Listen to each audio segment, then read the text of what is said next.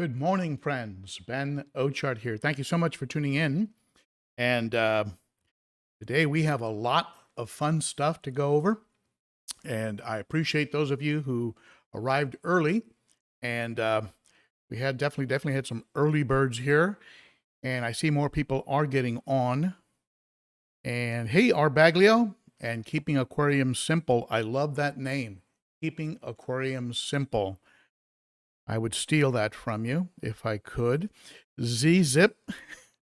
Hi, Z-Zip. Hey, Denny. Denny and GP, my moderators. Shout out to my moderators who volunteer their time to keep the live streams moving along nice and friendly. So John Wallace is here. Naomi H2O, great name for a fish keeper. Charles Super. Hello, Charles. And let's see, James Manning says no audio. How is that even possible? Let's see here. Live stream chat. Block that out. And okay, can you hear me now? Let's see. Are you getting some audio now?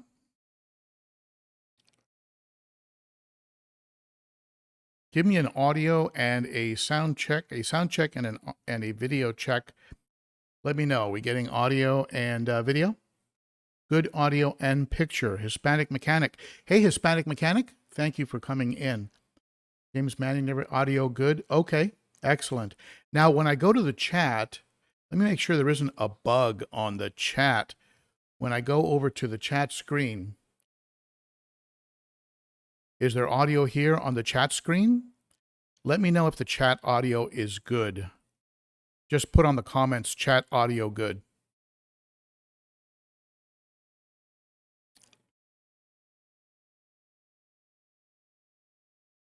You clear. But all good, both clear. Okay, excellent. Thank you, everybody. Thank you for that. You know, it's these live streams, you kind of roll the dice. For those of you who follow other fish keepers, you know that it's always an adventure. So we have a lot of folks on. More are coming on. Let's let a few of them here get in, and we will go ahead and get underway. I have some great announcements.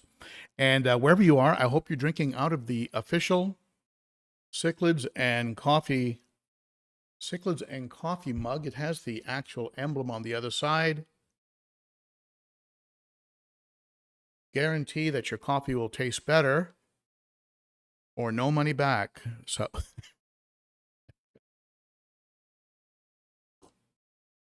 first bad joke of the day. So let's go ahead and officially start this with my longtime channel dropping logo.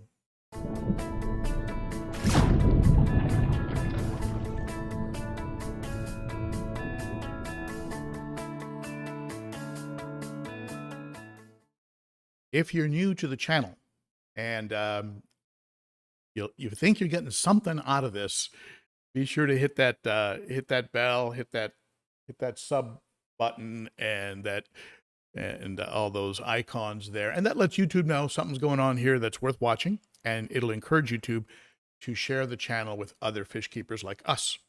So thank you for doing that. And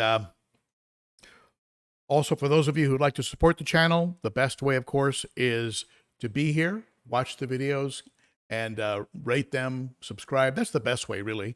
But if you want to take it a step further, you can go to Amazon using my link and do your shopping at Amazon. After using that link, the channel gets a credit for purchases, and it doesn't increase your price at all. And also going to my Teespring store and picking up merchandise like mugs, t-shirts, and stuff like that. So there's been a lot of excitement here in the fish room. I've made some changes. The tank behind me, this one that is immediately behind me and you can't see, is almost empty right now, and I think all of you know where the fish went. The right now in that tank, what we have is the bad boy, the Eureka Red. Eureka Red is still living in solitary confinement, and you'll get a glimpse of him as he swims over. Beautiful fish. Didn't want to get rid of him, and I'm thinking perhaps when I set up the 220 gallon, he'll be able to play a little nicer, especially if I have some bigger fish in there. I'll probably have some haps, maybe some hawks, some trouts, and maybe a venusis, some fish that can keep him in check, and that's the plan. Move him over to the 220. Am I going to keep him in that 55? We'll see. I might arrange to get some of the smaller haps, some of the haps that get bigger but are smaller now, like a trout, a hawk, maybe a linny, maybe a some of these types, the venusis, the and put them in there with him and see how they get along, and then ultimately put all of the African cichlids into the 220 that I've arranged to get from the glass cages. So that's the plan on that one. I have an announcement I'm going to be making at the end of today's video. I think you'll like it, and I do have to kind of fine tune it a little bit here based on some information I need to gather, but it's gonna be a lot of fun. So without further ado here, I want to go ahead and get right into why most of you have actually tuned in. And let's go ahead and share with you the tank. Now, what this tank is a custom-made tank, and the evolution of the tank was based on something that probably wasn't as thought out as it should have been. But I was going to use a stand, a piece of furniture, and so I ordered up a tank that was the exact dimensions of that piece of furniture. After the tank arrived and we did some honest calculations on weight, the strength of the furniture, it was decided that that stand could not hold the tank. Or at least I didn't feel, I mean, it possibly could, but I didn't feel safe that it would. We're going to be getting up around 1,000 pounds when you added in the water weight, substrate, things of that nature. So I ended up ordering a custom tank from the same people that provided the tank from Glass Cages. You folks can see the video on my trip to Glass Cages. That was a lot of fun. Then I had the process of course, getting the tank, putting the tank on the stand, and all that good stuff, and then the shifting of the South American cichlids from the tank that they were in, the 55 that's behind me where the Eureka Red is now, and then moving those fish over. I'm going to release a video on every step that I took in making that move, how I brought the fish over in a way that was unstressful, and help them to move and acclimate very, very quickly into healthy aquarium conditions. And I'm going to release that video. I have the footage. I was actually going to include it in today's live stream, but it's a little bit too much, too lengthy. It requires a lot of editing. So I'm going to go ahead and, because I just had the camera running while I was doing all of this moving decor and filtration and adding filter media and doing all kinds of stuff, right? So, but the transition was good. The fish have been in there for 4 or 5 days. I was a little scared. What if I do this transition and I have a die off, and being on social media, right? You live in a glass house. I get pun intended here. We live in us YouTubers live in a tank also, and you would have been able to see that I had failed miserably. Now, admittedly, the way I did it is a little bit in contradiction to my recent philosophy in how I keep fish and how I work with beneficial bacteria. But more on that later, or more on that in the video that I'll be releasing later on. But let's take a look. Let's go ahead and take a look. I'm going to shift the camera over, so I hope you don't get seasick, but I'm going to move the camera over.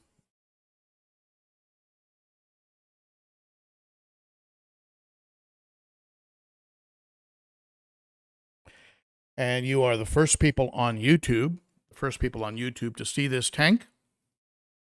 And you can see that it has the decor that was in the prior tank.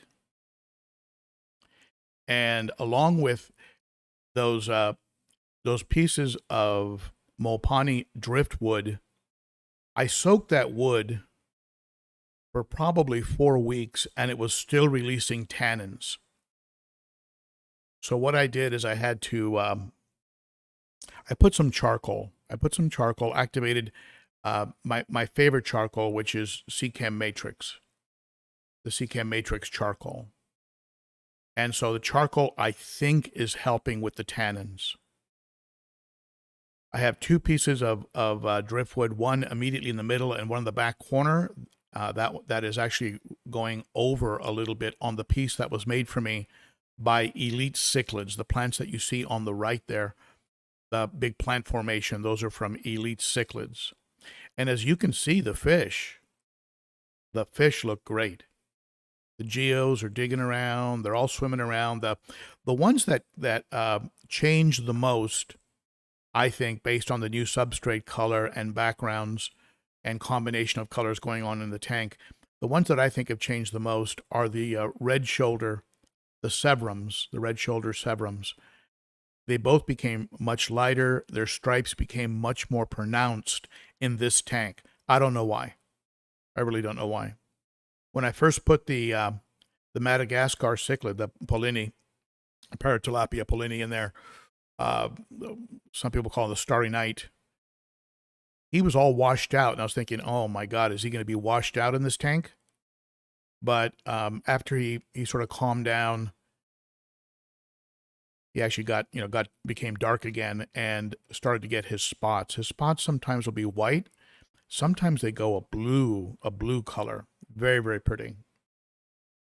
I'm not going to be using a sump with this tank.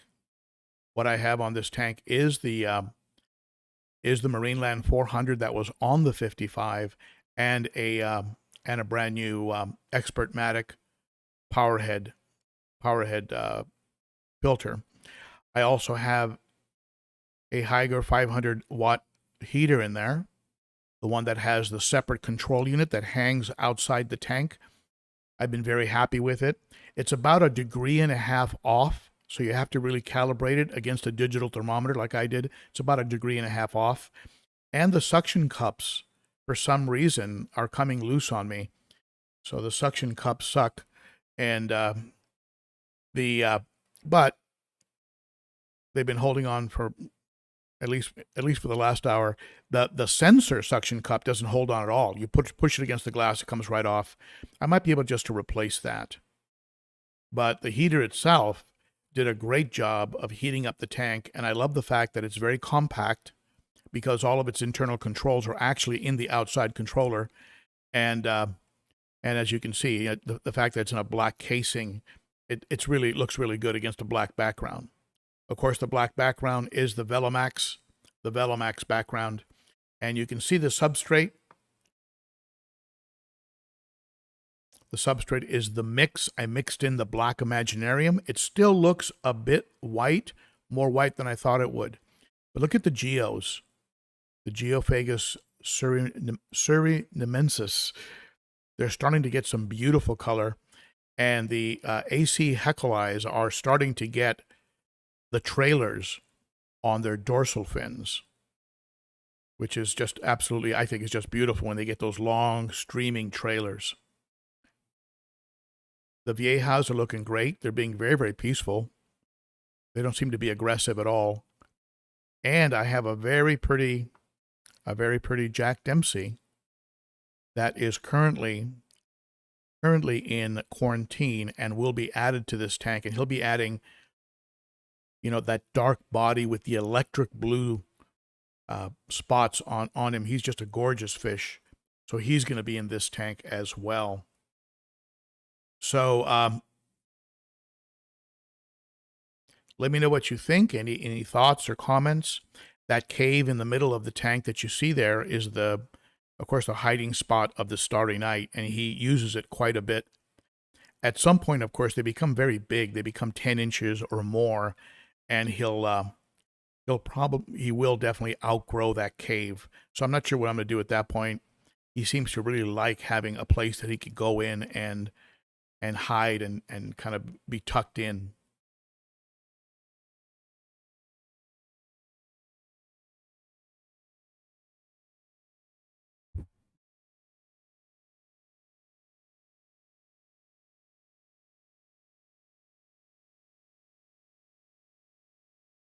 Let's go into the chat. Let me get your thoughts on this. You tell me what you think. And let's see what you're saying in the chat. I'm going to go into the web chat, which is a little bit different than the chat that you're seeing on the screen. And let me see what comments have been made here. Oh, I missed a super chat. For those of you not familiar, super chats are a way for you to support the channel. And it looks like somebody came in. Hey, Rico. Rico Stan. Thank you, my friend. And you're welcome. That was a fun interview. I enjoyed that. Check out Rico Stan's channel here on YouTube. We did a one-on-one interview, and he was able to extract information about my life outside of fish keeping. So something I don't get too much into. And the footprint, Denny, the footprint of this tank. Geez, I don't know. It's about maybe 2.5 feet front to back, maybe 4 feet across. I don't know. I'll measure it at some point, and I'll tell you. Let me see here. James Manning, thank you, James. Every bit helps. And let me see if I've got a Fishman Marcus. Hey, Fishman Marcus, do you have stickers already? You have these already? If you don't have stickers, let me know, and I'll get you some. You were the first one on the chat today. I'll be happy to get you some stickers. Just send me your mailing address to ben.o.cichlid@gmail.com, and I'll go ahead and get those out to you. So, Solar King Ronnie. Hello, Solar King Ronnie. Any questions about the new tank that I can answer for you? Let me know, and I'll go ahead and answer them right now, and then I'll go ahead and share with you the big announcement. Daniel Barrett, awesome Acrim. Thank you, Daniel. I'm loving it. I'm really enjoying it. It's just fun to sit in front of it and watch the fish interact in this bigger space. They're a lot calmer, and they having an aquarium with depth. I had that 150 back in California, and it was a deep aquarium. It wasn't tall. It had like a very deep front to back space, and I really enjoyed watching fish like interact in the distance and then come up to the glass and then disappear in a back corner and things like that.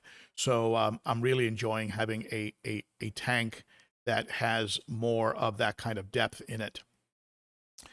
And let's see here. Thank you, Naomi H2O. James Manning, I might add another bag of the Imaginarium sand. And that's Imaginarium. I get it from Petco. Again, if you ever go to Petco, go on the website, take your phone and walk into the store and show them the website prices. They're always better, and they will give you the website price at the cash register. And Sean, yes, it does look like Caribbean Sea. Looks a little bit like what I have in the African cichlid tank behind me. Overall looks Naomi. Thank you very much. My big question, Ben, Sean. Let me see, tropical fish tanks. Tropical fish tanks and Akali, I'm sorry, I didn't mean to give you anxiety, my friend.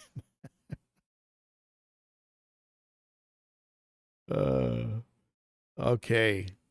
And yes, I like that. I like having open spaces, Sean. I like to have open fishing, open like space where the fish can just move around. very often, you have different kinds of fish. You have fish who like to be in rocks, like your mabunas, right? But you also have what are called open water swimmers. And so you need to provide a little bit for both. And so having a space with nothing in it where the fish can move around freely, I think is important. And Cat Sailor, Starry Night is beautiful against all the backdrop and arrangement. I love it. Thank you, Cat Sailor. I appreciate that. Yes, the Starry Night is really blossoming. Bonnie Eden, thanks again. Amazing setup. Love that Starry Night. Thank you, Bonnie. I appreciate that. Very nice of you. And Sean, a 90 gallon is 48, 18, 24. I'm not, because I had this tank custom made for the piece of furniture and then ended up not using the furniture. Okay, well, wait a minute. Let's just go ahead and solve this. Let's go ahead and solve this issue once and for all. Let me do this. Let me go ahead and go back to the main scene here, and let's go back to the tank.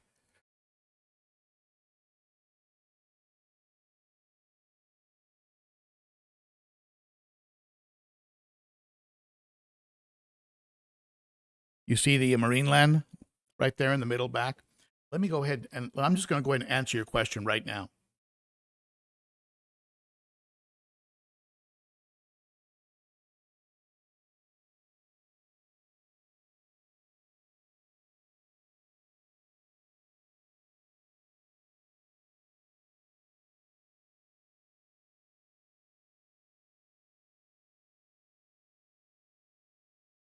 We're 43 inches across, 43 inches across. So you're writing this down. There's going to be a test at the end of the live stream.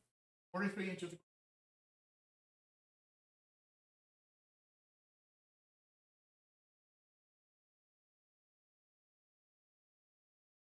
And 23 from front to back. 23 from front to back. So almost 2 feet. Almost 2 feet of front to back swim space. So the fish are loving it. They're loving all that extra maneuverability, extra room to move around. And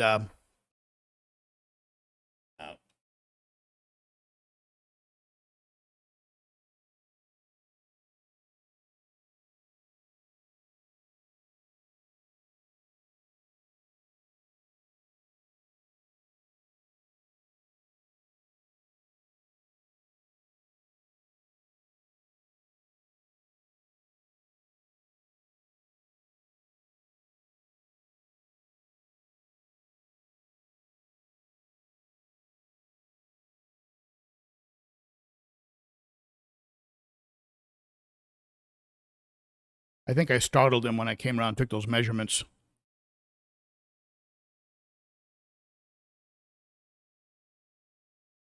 But you can see they're looking good. They're looking healthy.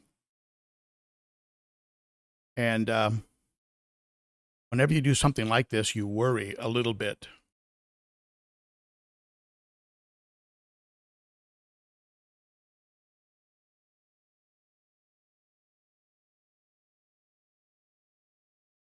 Especially, as I mentioned earlier,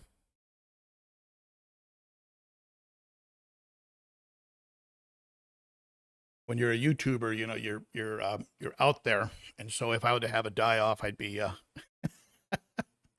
wouldn't be good. But what I ended up doing is, apart from moving over the filtration from the 55, the main filtration, which is the marine land, and bringing over all the decor, all of those had beneficial bacteria.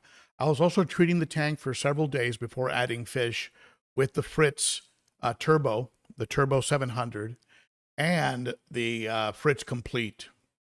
So I was treating the water with two things, and I added about a third of the tank is water that was in the 55. Now I understand water does not really contain beneficial bacteria. It doesn't really live in any kind of abundance in the aquarium water column. But what I wanted to do is I wanted to have circumstances for the fish that were very similar to just a large water change.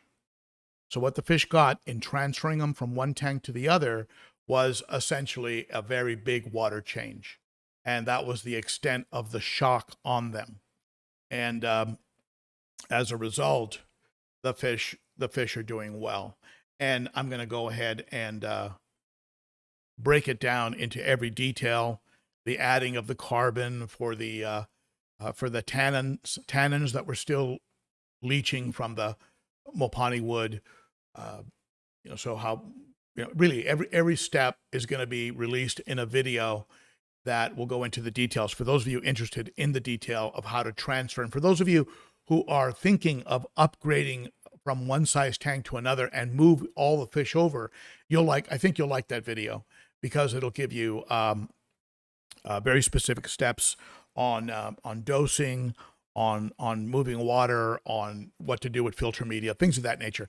A lot of you already know this. A lot of you are very experienced fish keepers, and I'm preaching to the choir. But for those of you not familiar and are moving from, you're moving from that 29 gallon to your first 75, or you're going from a 75 to a 210 or something, you'll like that video. The odd tank mates. And by that, what I mean is that little Jack Dempsey that I picked up from Glass Cages and his tank mate, the redfin borlei, two fish you would never see together, definitely the odd couple, are very happy having been taken out of that little 10-gallon quarantine tank, and I've put them in the 29-gallon that the Eureka Red was in. And they are just like two puppy dogs running all over the tank, up and down, and their colors are better. And ultimately, the Jack Dempsey, like I said, will go into the 90, and that, of course, that redfin borlei will get thrown in with the cichlids, the African cichlids. However, even though when I bought him, it looked like his anal fin was a little bit pointed, now it's looking rounded. So I'm not going to add a female to the African cichlid tank. That, for those of you who follow my channel, you know why I'm not going to do that, and some of the problems I had before that may have been related to having a female in the tank and creating reactions in the male fish. So I have a cool announcement. I think you're going to like it. You folks know that I'm going to be at Aqua Shella on Saturday the 12th and 13th. I think I've even arranged to have dinner with one of you, and so my conundrum there was, okay, look, I'm going to be walking around and being a tourist, but at the same time, I would like to meet some of you. So I didn't really have a place really where I could say, okay, look, at this time on this date, meet me here. So what I did is I reached out to my friend Jay Wilson. You folks are familiar with Jay Wilson. He has a channel on YouTube, and was one of the first folks that I actually followed when I was first getting into African cichlids. And Jay works with a company called Cisse, which is a high-end aquarium equipment maker out of Italy. And so he's actually going to be manning up a booth at Aqua Shella for Cisse. And what we're going to do is I'm going to go ahead and show up at that booth. So I'm going to be available to all of you. And this is something that Jay put together on Saturday, June 12th at 2 p.m. at the Cisse booth. Come on by. Jay's going to be giving away some t-shirts. I'm going to try and come up with something also to give away. I haven't really been able to think of something. It's all been kind of last minute. But I'm going to be at the Cisse booth on Saturday at 2 p.m. Now, the only way that could change is if one of the key speakers at Aqua Shella that I want to see is at that time. Then I might move the time, but I'll definitely announce it in advance so that everybody knows that it's not going to be at 2 o'clock. There are a few speakers. I'd like to go to Zenzo Tozawa's talk. I'd like to go see John and Lisa, the folks over at KG Tropicals. I'd like to see their talk. So I got to find out what their schedule is, and then make sure there's no conflict. And otherwise, as of right now, it's set for Saturday the 12th. I will be at the Cisse, and I sure hope I'm not actually destroying that Cisse, at the Cisse booth at Aqua Shella in Orlando. Otherwise, I'll just be walking around like you, looking at everything and making connections and making new friends and looking at beautiful exhibits. So we did a switching the topic over to one of the topics we enjoy so much. Let's talk a little bit about filters and filtration. And we did a survey like I've been doing fairly recently, and let me find it here. I did a survey, and this is on YouTube, and we were talking about the different medias. And as you can see, the sponges came out in it ahead in the survey. And this survey was at this stage, it's probably more now as of this morning, but over 1,100 votes. That's a lot of folks participating. So it's a pretty good sampling of the fish keeping community. And I thank everybody who participated in that survey. And it looks like the number one pick is sponges. Now, I'm not sure if that's influenced by the fact that my channel probably attracts folks who share some of my thoughts on the subject, mainly being that, you know, sponges can work as both mechanical and you know, can work as a mechanical media as well as a great home for beneficial bacteria. And I'd like to certainly hear what you folks think about that. I mean, I think I've had great success with BioHome Ultimate. I've had great success with Marine Pure. I've even had success with I used to buy these plastic bio balls that had sponges inside of them, and I had great success with those. So in my fish keeping journey, I've sort of arrived at the point that, okay, I think beneficial bacteria is going to grow on anything and everything. And sponges may be the best of all worlds in the fact that they're indestructible, the fact that they hold so much media or so much beneficial bacteria, and the fact that they're so easy to work on. They're so easy to maintain. Unlike a bunch of loose media that's in, let's say, a basket or a filter that you then have to kind of get out or keep in a mesh bag, and then the mesh bag becomes clogged on the outside, inhibiting the ability of the media to operate. Instead, you have this sort of perfect thing that you just pull out very quickly, give a couple squeezes in some tank water, and put it right back in, and you're good to go. So it may, in fact, be the perfect type of media. And I've heard that if the quality of matin or porate sponges, the kind that are offered by companies like Swiss Tropical, those sponges tend to be extremely high quality, virtually indestructible, and provide tremendous amounts of surface area. So this time the survey results were very similar in how I too actually operate. Now, of course, and this is the contradiction to some degree in what I did in moving fish from the 55 to the new tank. I operate to a large degree off of a deep substrate being the home of beneficial bacteria as well. And when I moved those fish from the 55 to the 90, I didn't move any substrate. I didn't disturb the substrate. I left it alone, except for maybe some vacuuming.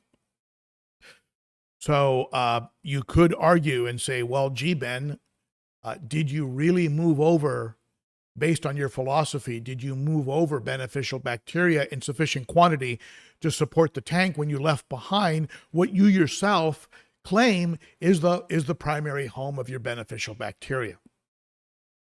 So you could make that argument, and but I let that Marineland filter run for quite a while. It was pretty packed up with gunk.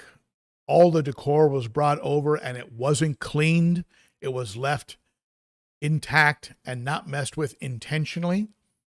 So so far so good. But let me get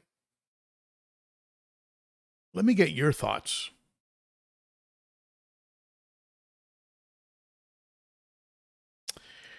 If you folks have any comments or thoughts, go ahead and share them right now in the chat, and I will go ahead and take them up. The any questions about the tank, about what I've talked about with regards to media and beneficial bacteria, anything that you want to bring up, now's the time. It looks like we're up to about 138 or 141 people on, and that's good. That's good. My live streams are not necessarily the biggest, but they do get a lot of traction after they post, and I thank you if you're watching this after it's posted. So let's take a look here. I'm taking a look at the chat. Jay Draws. Hey, you, Jay Draws. Thank you so much for that super chat, my friend. I appreciate that. And I think I might have missed a couple other super chats. You guys are helping to cover my my travel, meals, and lodging over at. That is one awesome tank. I love it. Iman Fountain. Thank you, Iman. I appreciate that. And thank you for that super chat. James Manning, names for the Starry Night. I don't know. You know, James, I used to have a fish, and we called him Vincent because he was all speckled. But he ended up getting like a fish tuberculosis or something. I forget what he got, but he ended up in really bad shape. So I think that name is jinxed. I'm not going to use it again. But if you folks can think of a name for the Starry Night, the only other fish I have right now with a name is the Jack Dempsey. We named him after Tom, the founder of Glass Cages, the old fellow that was in the overalls in the Glass Cages video. Just a great old guy, a bit of a genius, actually. I started talking with him about the different things that he's invented. He was involved in some of the Dyson type inventions. I mean, he was just an amazing guy. And now he has those 11 ponds and all those koi that he keeps as pets, and a giant fish room that I'm going to go back and visit with probably 300 tanks. And but I didn't get into it too much in the video. I wanted to save it for later. But the Jack Dempsey is named Tom after Tom from Glass Cages. You'd think I'd name him Jack, right? All right. So any questions? Go ahead and share them now, and I will go ahead and take them up. Call him Stellar. That's a good name, Marcus. Stellar. And Zyzip, I've never heard of Grobe Filter Media. Never heard of that. Robert had it. Sponges cost a lot less. Yes, and that's one of the things you have to figure. You know, when you're triangulating, okay, what kind of media do I want to use? The pros and cons and cost. Sponges are a bit hard to beat, both in the initial cost and the fact that they'll probably last you for as long as you have the aquarium. They don't really fall apart. Anthony DeStefano comes in with a super chat. Thank you, Anthony. Very appreciated, my friend. A1 Cichlids. Hey, Ben, how are you? I'm fine, thank you. I'm on my way from Cleveland, Ohio to Houston, Texas. I'm passing through Nashville now. Wow. Nashville is gorgeous. If you get a chance to check out the Natchez Trace Highway, it is a highway that is surrounded by forest. It's where I'm riding my bike now. It is absolutely gorgeous, and it'll keep you going south. So if you can do that, check it out. Absolutely beautiful. It actually starts about 300 feet from my door is where the Natchez Trace starts. It takes you all the way to Mississippi, all the way to the Mississippi River. All right. Any other questions that you have for me?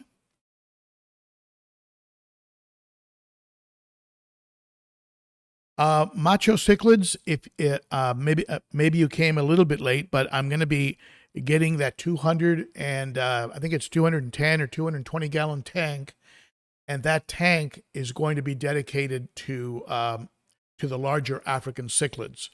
I'm going to be getting I'm going to be working out something with the channel sponsor, who I don't think I've mentioned actually. The channel sponsor, of course, is the James Largo at the Cichlid Shack.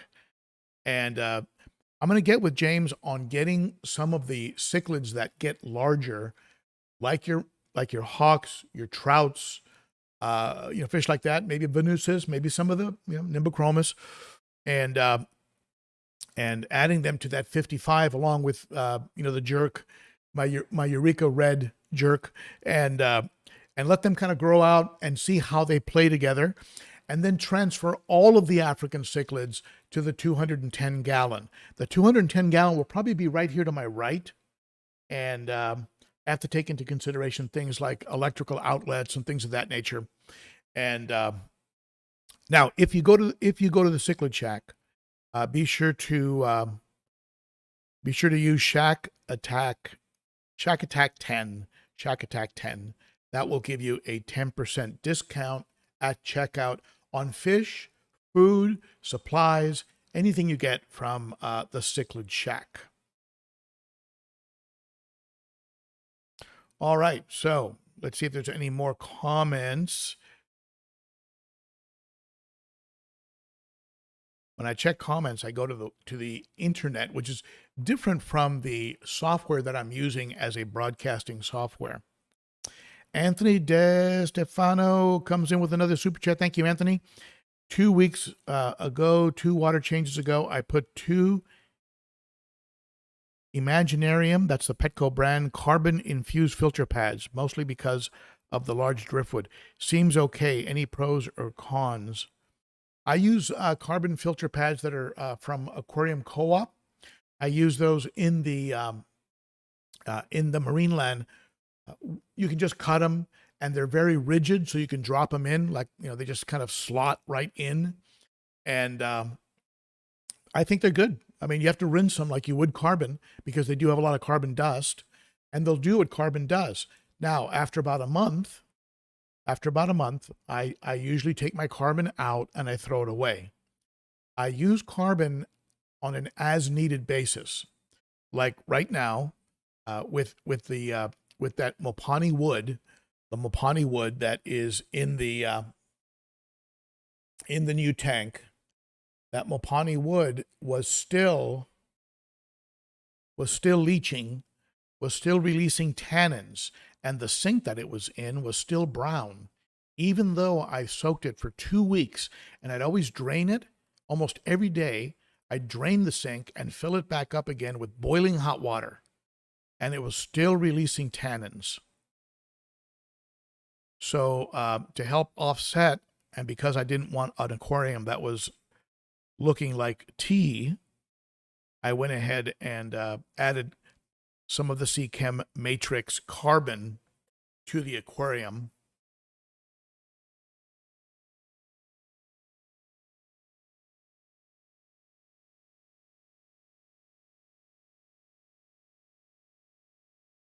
This is I'll show it to you.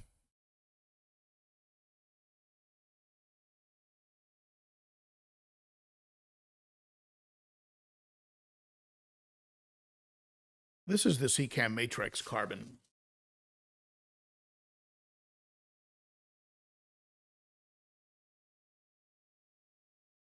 The reason I use the Seachem Matrix is because of an accidental experiment that occurred. I had some just commercial brand carbon that I was using. I just moved the tripod. Sorry about that. I had some commercial, like some regular, just stuff you pick up like at Petco or something. I had some of that laying on a countertop, and I had a bag of that I'd put into a mesh bag, and I had a bag of Matrix carbon. They were sitting in a little bit of a puddle. And I noticed after several minutes that the puddle around the Matrix carbon, around this stuff, the puddle around that had been absorbed entirely into the carbon, whereas the other the commercial brand activated charcoal was still sitting in water. So that made me a believer that the way that this stuff absorbs like nothing I've ever seen before. So this is my go-to carbon. I will leave the that mesh bag. I have 2 mesh bags, probably half the size of my fist, um, in each side of the Marineland Emperor 400, and I'll leave them in there for probably a month, and then I'll pull them out and I'll watch the aquarium very closely to see if it does get the tannins again. And I'm hoping those tannins are done, are done releasing, because I don't want an aquarium that looks like a T. Mary Page Flynn says the Mopani wood is beautiful. That's when I love purity. Yeah, yeah. And Seachem Purigen, I'm actually talking about Purigen. Excuse me. Seachem Purigen is a great product. And I've heard ChemiPure also would work. So either one of those. I do have some old bags of Purigen that were used and then recharged a while back. I'm not even sure if they're really any good anymore, because I had them back in California and they've been sitting in a bag without moisture. I think you're supposed to keep them moist, but they've dried up over time. So I'm not even sure if I'm going to even try them again. But if I end up putting a canister, which was a thought on that tank, if I end up putting a canister on it, I probably will add some Purigen. Right now, all that's on this tank is the Marineland 400, and that little Expertmatic Powerhead sponge filter. And as you can see, it's doing a great job. They're doing a great job. So what I have underneath the tank is I have a big, giant, empty cabinet. And I'm probably using 1/3 of the electricity that I would be using normally. Probably about 1/3. I'm thinking about 1/3 in electrical consumption, because I'm not running a canister. Now, on that 210 is probably where I'm going to get into the sump. Some of you know that I was actually building a sump. I need to add one compartment to it.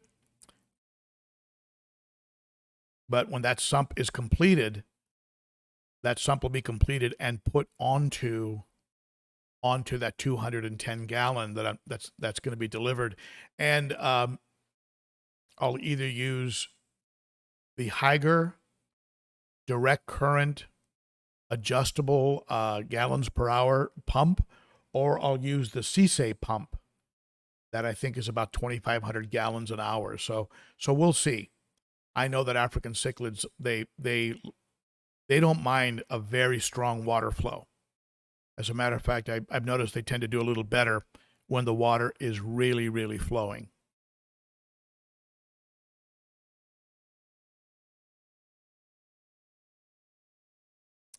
I did have a little bit of an issue with my African cichlids just recently. I had a little bit of a foggy eye that showed up.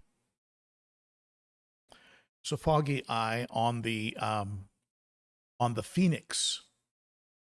And the Phoenix, the one you see right over my shoulder there, beautiful fish. And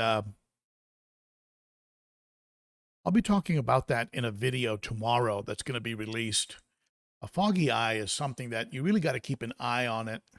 No pun intended, but you got to keep an eye on a foggy eye.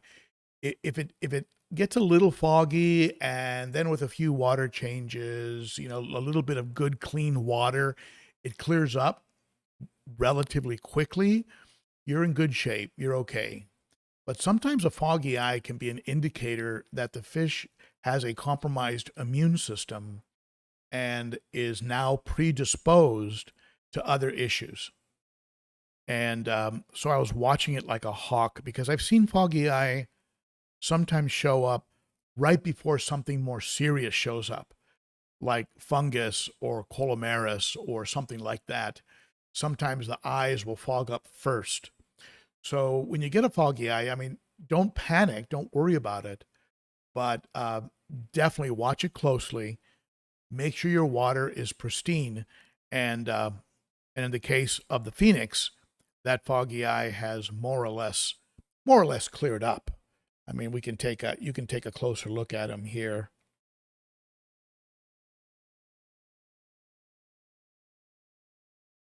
See if we don't lose them with the enlargement.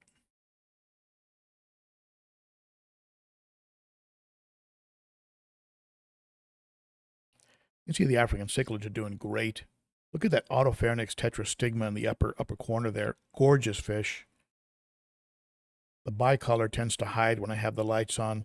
That Johnson eye is beautiful, beautiful fish. Gorgeous finnage.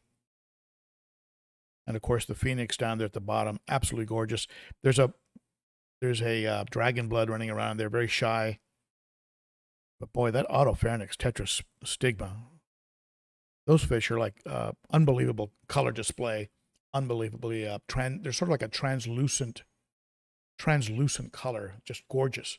One of my favorite cichlids of all time. The colors on that fish, along with the colors on something like an adult mature sand diver, just really hard to beat those kind of colors. They're just absolutely stunning. And it's the kind of fish that people come in and go, is that a saltwater fish? Which of course is the biggest compliment any freshwater aquarium keeper can get. So with that being said, let me see if there's anything else that you folks have on your mind before we start the wrap up here. And Gurvinder says that I will need a 2,500 gallon per hour pump minimally. Now, keep in mind that I'm also going to have other filtration on there. I'm not going to have just a sump. I'll probably also have a hang-on back or even a canister. So there will be backup for additional water turnover. And FX6, John Wallace says that FX6 would look nice on the 90. I thought about that, and that might still be an option. We'll see. We'll see how this tank does, especially as I start to add more stock to it. I may start to bring on more filtration. And let's see here. Tony, his Mabuna are breeding. That's a good sign, Tony. That means you're doing a good job with your fish. And it also means that you're going to have to go out and buy some more tanks. So unless you're going to let nature take its toll on them. And Winston Pratt, my favorite Malawi hap in color is probably my Milomo Super VC10. Nice. Yes, VC10s are gorgeous fish. I believe they're Protomellus. They're a Protomellus fish. And I'll tell you what, if you folks have a favorite fish, one that you love that is currently in your tank, send me a picture to ben.o.cichlid, ben.o.cichlid@gmail. Send me a picture of your favorite, most colorful fish. And what I'll do is I'll look them over. I'll ask my wife and daughter, my two daughters, for their opinion. I'm going to pick one, and then I'll send you out some stickers and a towel. If your fish gets picked, I'll send you stickers and one of these aquarium co-op. These are the best towels. They really do absorb. Don't you hate it when you're like cleaning the glass of your tank and it just keeps looking wet and looking wet and looking wet? Doesn't matter. These towels really work. And I also use one, don't tell Corey, over at the co-op, but I use one to keep my bicycle clean. So, so they have multiple uses. At any rate, so I want to thank all of you for showing up today. And I am, as you can tell, I'm like a kid in a candy store. I'm so excited about what's happening.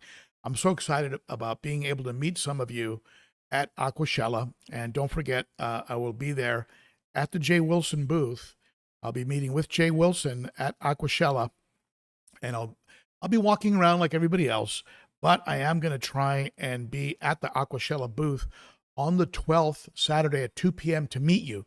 So come by and say hi. And the first 5 people are going to get one of the CSA t-shirts, and then I'm gonna try and arrange something possibly with James over at the Cichlid Shack. Maybe we can have some giveaways for people that come by to say hello. So so exciting stuff on the horizon. And thank you so much for this update. I appreciate all of you. Thank you, everybody, for the super chats. And I hope I didn't miss one.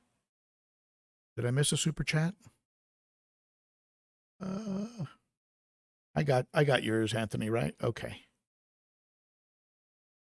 And thank you to my moderators, to Denny and to GP. I see Kevin did make it, and Candi, of course, is still in the middle of the move, so I understand why she's not here. And Winston Pratt, Lethrinops, and Protomelos are my 2 favorite genomes. Yes, those are gorgeous fish. And Winston, I may be turning the aquarium behind me with the white substrate that is currently home to just my Eureka Red. I might be turning that into a Lethrinops tank. I loved my red cap. And the gold Lethrinops, right? The Monkey Bay Lethrinops. For those of you not familiar with Lethrinops, look them up on Google. Absolutely gorgeous fish. They don't get too big. They're relatively peaceful. And they have absolute stunning translucent colors. And see, now I'm all confused. A second ago, I thought the Autopharynx tetrastigma was my favorite fish. Now I'm all confused. Maybe the VC10, maybe the red cap. I love all of them. Anyway, thank you, everybody, for tuning in. You really do rock, and I appreciate you very much. And I think with that, we will go ahead and end off. If I missed your comment, I'm sorry. I can't get to all of them. Tune in next week. I'll try and get to you then. And look for a video tomorrow on the 5 signs that a fish is actually healthy.